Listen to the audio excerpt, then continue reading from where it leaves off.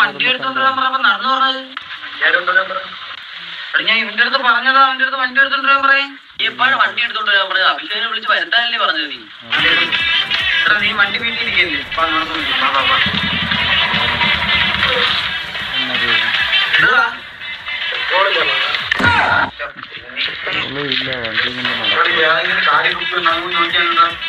നടന്നു പോയി പെട്രോൾ എന്താണത്? ഓ ഇത് ഞാൻ അച്ഛൻ്റെ പെട്രോൾ വാങ്ങാൻ പറഞ്ഞിരുന്നു. വിളിച്ചില്ലെന്നോ? ചാവി എന്നാലും